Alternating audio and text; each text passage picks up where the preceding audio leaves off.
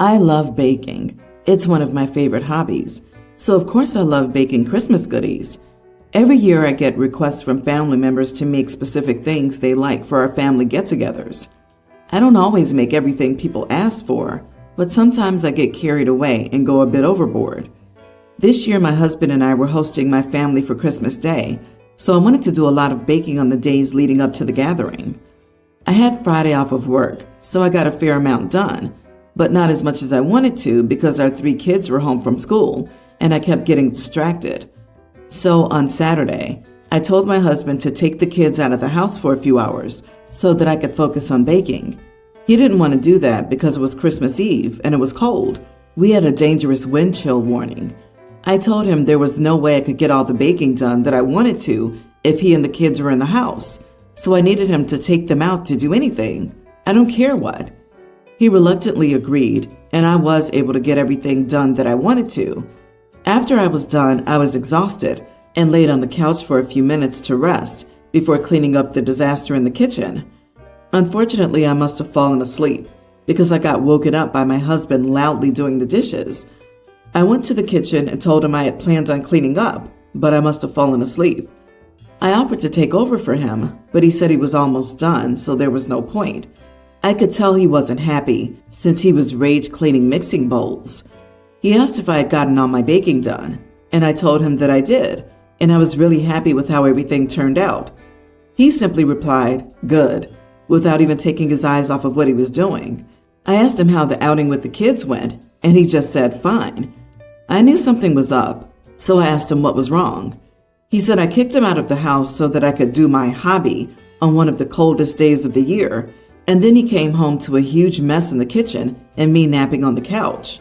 I told him I didn't plan on falling asleep and had every intention of cleaning up after myself, but he didn't seem to care.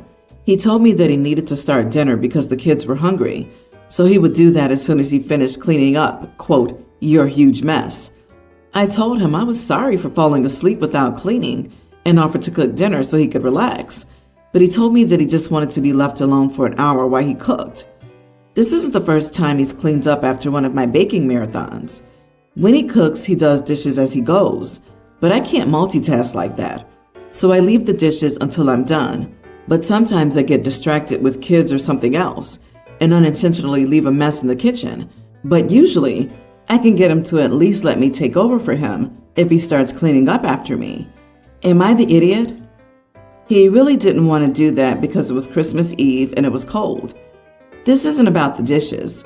This is about forcing your husband out of the house with zero warning on Christmas Eve and on a day with dangerous weather conditions. This isn't like a summer's day where he can just take them to the park. What is he supposed to do with them? Take them shopping?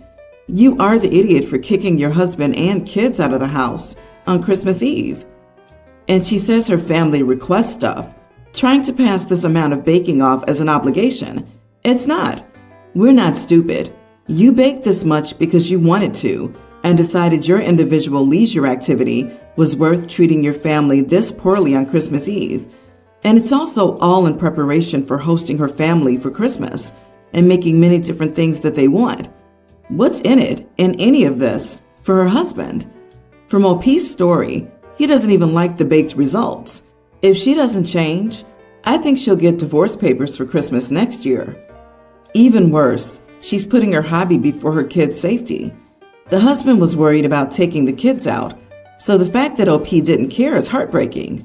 If OP couldn't possibly bake with the kids around, then she shouldn't have baked. You're a mom first. In your husband's shoes, I'd feel disrespected and hurt because you're basically showing him that your hubby and kids matter less to you than your hobby does. You need to change, and quickly. Here's some background information on the problem. I, 25 female, hosted dinner a few weeks ago at my place. Everyone was having fun, and the topic of moving out and charging your adult children rent came up. I'm not American, and if I'm being honest, I didn't even know this was a common thing. I told my friends that in Brazil, this would be looked down upon, and that I didn't know a single person who had paid rent to their parents. I have 3 grown sisters who live at home, and no one pays a cent. I finished my speech by saying that it's fine if they disagree with me, but I personally would never charge my children rent if I wasn't struggling. My friend Amy, 27 female, said that someone from a third world country wouldn't understand and that my sister shouldn't freeload. I told her it wasn't like that. My parents love to have them around, and it's common, if not expected, to live with your parents until you get married or find a long-term partner. Amy replied by saying that my culture is backward. I tried not to get offended by her choice of words and said, agree to disagree. Back to present. I hosted again last night and told my friends that my older sister's engaged. Amy proceeds to ask if she's finally going to grow up now or if mommy and daddy will pay rent for her elsewhere. I was sick of her little comments, not the only thing she said these past weeks, and said that, no, my sister's buying her own condo with my brother-in-law, and that maybe she could do the same soon if her parents didn't charge her $1,000 plus utilities every month. This erupted into a fight, and dinner was cut short. Some of my friends think I should apologize to Amy to keep the peace, but I don't think I should. Am I in the wrong here? She called Brazil a third world country? What an idiot. Screw her for her third world and backward culture comments. Don't entertain bigots. I don't understand how your friends are split about this. Amy was being insulting and rude, and she's the one who owes you an apology. My friends are torn because Amy's very sensitive about housing. She had to go back to her parents after breaking up with her boyfriend and is ashamed of it. I thought she'd feel better knowing that this is very common in a lot of cultures. But what do I know? LOL. Amy's been very rude to me ever since she found out that my parents helped me pay for the down payment on my condo, and I'm growing tired of it. Oh, I'm sure your comment hit too close to home. She's jealous. Amy's ignorant and is unaware that not every place in the world is like the soccer mom suburb that she grew up in. At the next party, ask her to point out Brazil on a map. Agree. Calling OP's culture a third world, necessity to survive, while implying that they're spoiled for getting help on their first home and that the sister as a child pretty much gave it away. If she really did mean it, it must be utterly humiliating knowing that your friend from a poor third world country with family living at home still got more financial support to start their adulthood than you did. Screw her. I, 32 male, was recently bestowed an inheritance of close to $50,000 by my late grandfather, 91 male. The reason I received the inheritance, according to the will, is that I was the only person in his life who would make a point of visiting him at his nursing home. His wife and friends were all long deceased, and my parents live in a different country than him. I would visit 1 to 2 times a month to check in on him, play cards, bring him on walks, etc. The main reason for these visits was that my grandfather was always there to listen and talk to me when I was at the lowest point in my life after getting home from deployment. We were both combat veterans, so he understood me on a level other people couldn't. Here's where the problem lies. My grandfather held a lot of extreme viewpoints that I disagreed with, specifically against the LGBTQ community. I resented my grandpa for these views and called him out on it whenever he'd say something inappropriate. I was very close to ending the visits because of these views, but decided against it for reasons discussed prior. My sister, 28, is happily married to a woman, 31, and therefore obviously cut off contact with my grandfather. My sister and I had a very good relationship in general, but we would frequently fight over my continued relationship with my grandpa. So when he passed away and left me the money, I did not think that there would be an argument over it, as my sister wanted nothing to do with him, understandably so. However, when she found out about it, she demanded that she should receive half of the money. I was shocked and basically told her no way, as she wasn't the one who was visiting and providing care for him for the last 5 years. My sister was visibly angry, and we've not been on speaking terms since. This has left me wondering whether I am the idiot, as my sister was a victim of my grandfather's bigotry. However, I don't think half the money is a reasonable request. Am I the idiot? Not the idiot. A tale as old as time. There's no family bond stronger than a need for inheritance. She decided to go no contact with him, justified because of his views. And going no contact means you want nothing to do with that person. It's simple as that. You don't get to want their money or get their money after they die. She didn't want anything to do with Grandpa, and that's what she'll receive. Nothing. Everyone's the idiot here. On the one hand, it was your grandfather's decision, and you can honor it. On the other, if you uphold his cutting off his sister, you're upholding the same bigotry he supported that drove her away. Self-respect says that's inappropriate, as you say. Honestly, I would share at least a fifth or a quarter with her. You'll probably lose a relationship with your sister if you share nothing. Is that a consequence you're okay with? Yes, you are the idiot. Your grandpa was an idiot jerk to expect it to have the younger generation kiss up while he insulted and disrespected her. You were the golden grandchild and now reap the benefits from the fact that she was a target rather than because of your own action.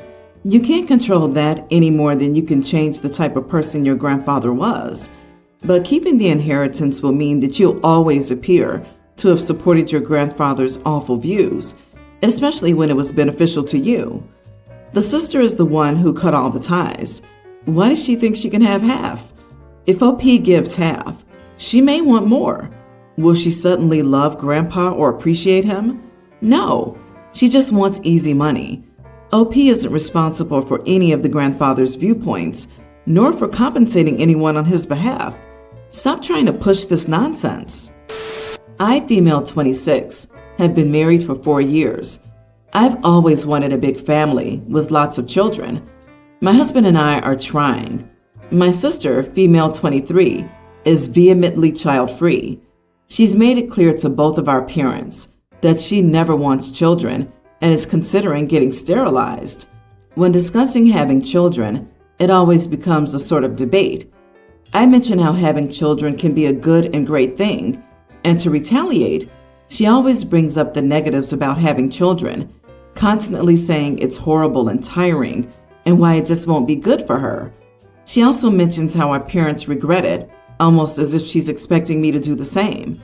Finally, it turns into a fight, and we stop speaking for a few days. However, now I'm starting to have doubts because of her. What if she's right, and I regret having children? After another fight, I mentioned this to her, and she got mad at me and told me it was not her fault I couldn't think for myself, which isn't true.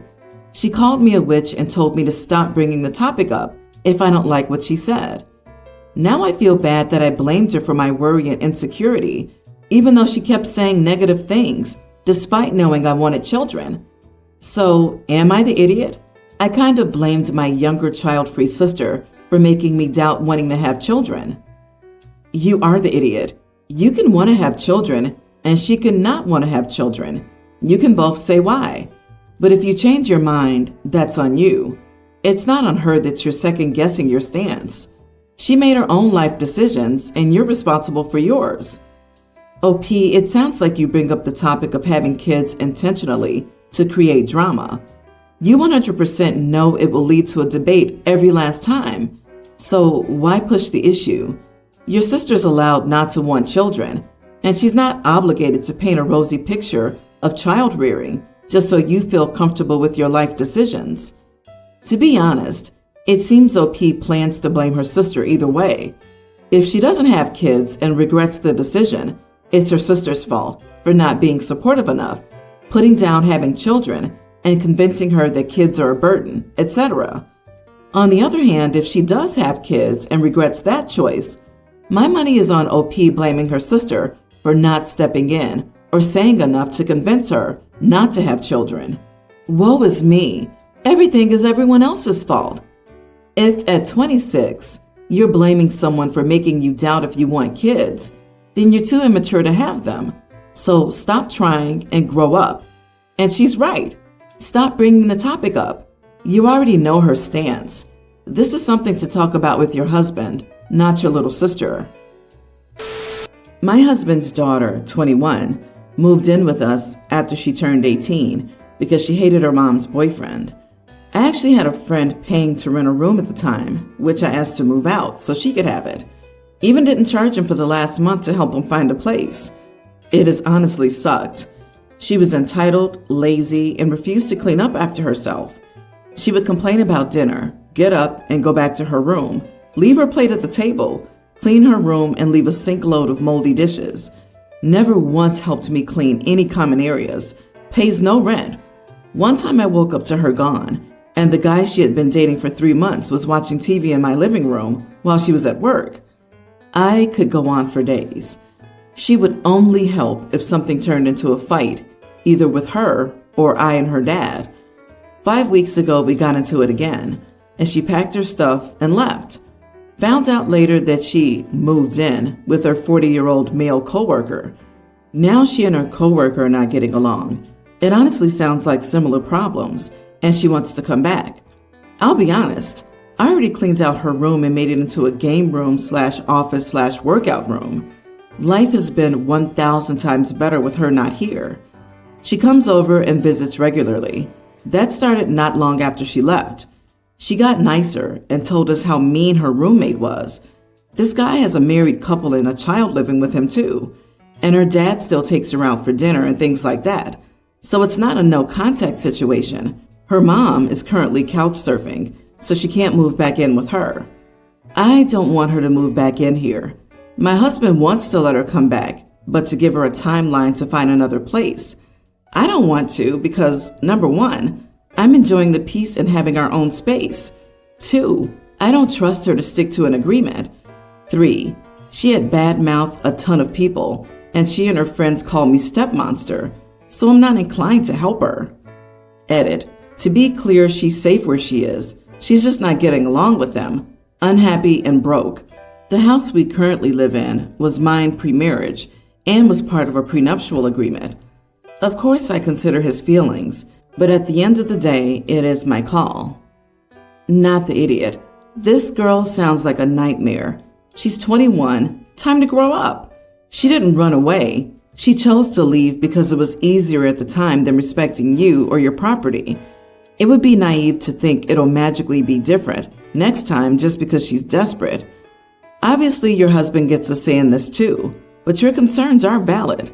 She has a job. She can feed herself and find another shared housing situation.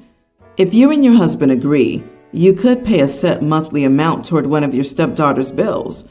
For instance, pay $100 a month to her landlord to help her with her rent cost. Disagree.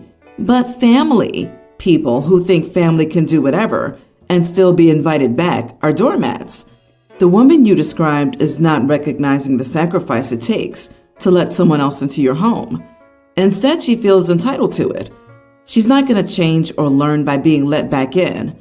It's a terrible shame, and I wish her growth in her life, but that growth won't happen if she doesn't experience consequences for her actions. She has a lot of work to do before she can earn the opportunity to live under your roof again or receive your help.